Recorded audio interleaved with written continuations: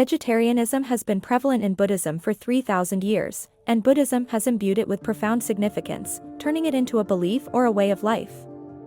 Therefore, when we discuss this issue, it is not a matter of reason but one of belief, and it inevitably involves deep-seated emotions. So the question is not whether one should be vegetarian, but whether your mind will find peace if you are not.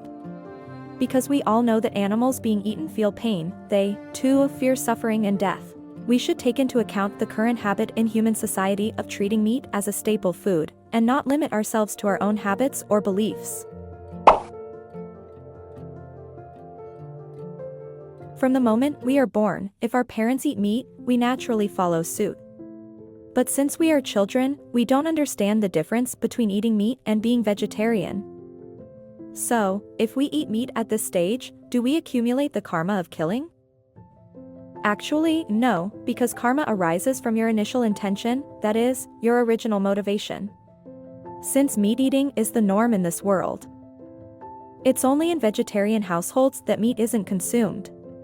In such cases, when we eat meat from a young age, we simply view it as food, we don't even think of it as a chicken, but merely as a food, that's all. If you eat purely to survive, rather than to satisfy a craving for exotic animals, such as frogs, snakes, or camels, meats that most people wouldn't think to seek out specifically, and you eat them solely to survive, then the karmic impact is minimal. This depends on a very subtle level. What exactly is that original belief?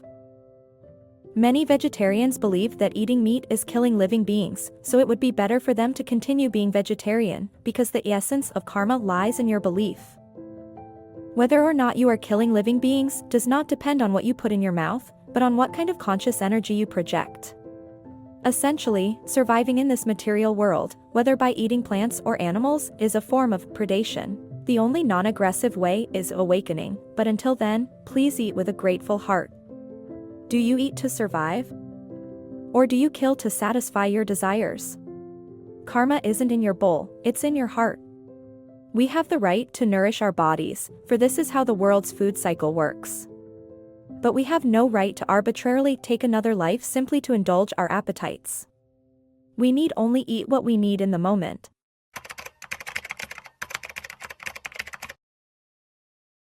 From a spiritual perspective, a vegetarian diet is indeed better than eating meat. However, choosing to be vegetarian is a personal decision, it is a choice one makes for oneself. If we wish to elevate our energy, and we delve deeply into our inner selves through spiritual practice, our energy will continue to rise. At this point, to maintain the purity of our energy, we naturally avoid meat whenever possible.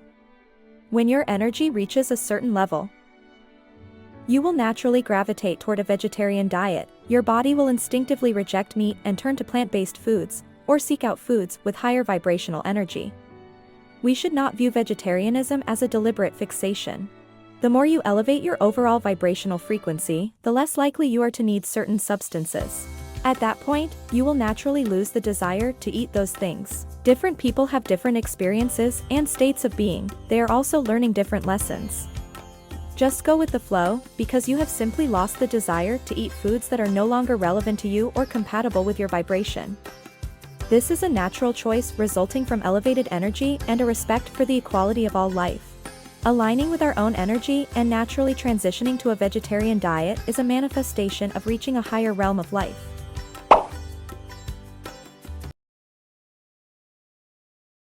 Enlightenment has absolutely nothing to do with vegetarianism. Vegetarianism is a set of rules and a way of life within the game, while enlightenment is seeing through the game and awakening from it.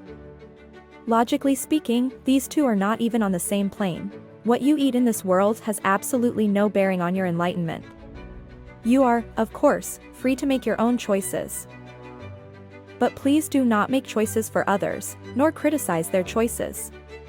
You have your own life lessons to learn, others may not necessarily need to learn the same lessons as you.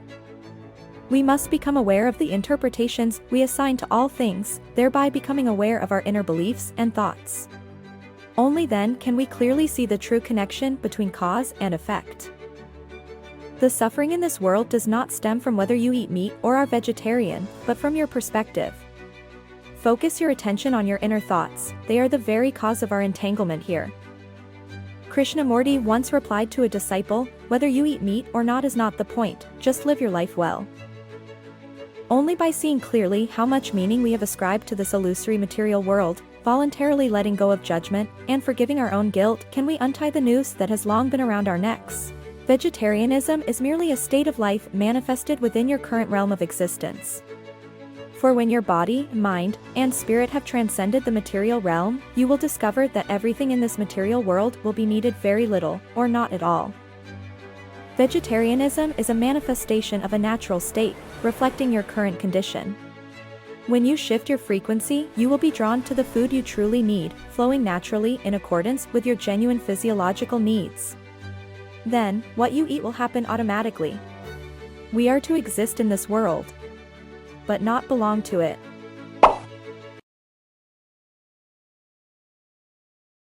It can work that way, but does being a vegetarian necessarily mean you'll have a higher vibrational frequency? It depends on the individual, because there are many people who aren't strict vegetarians. Yet they still have a high vibrational frequency, so it depends on what you're seeking and how you align with things. Generally speaking, a light diet tends to help elevate high-frequency energy. You should follow your body's intuition, what foods feel natural and right for you. Your body will tell you. You'll feel it yourself. What you need to understand is the relationship between you and your food. Many indigenous tribes have long maintained a harmonious relationship with the animals they eat, so consuming meat does not lower their vibrational frequency.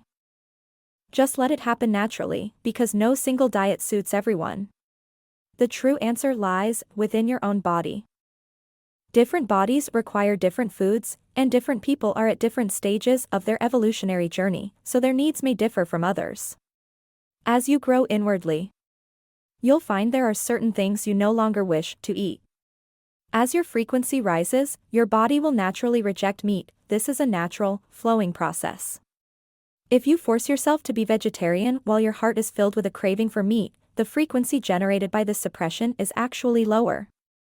You don't need to force yourself to become spiritual, you simply need to listen to your body's voice. Spiritual practice is about cultivating your thoughts and intentions, not your menu. Eating a vegetarian diet is a good thing, but if you eat vegetarian food while inwardly judging those who eat meat, then your frequency may actually be lower than theirs. True compassion is tolerance, true spiritual practice is mindfulness. No matter what you choose to eat, please remember, you are not just a body, you are a free spirit. That's all for my sharing today. I'm Fang Lin. Thank you for watching my video. See you next time.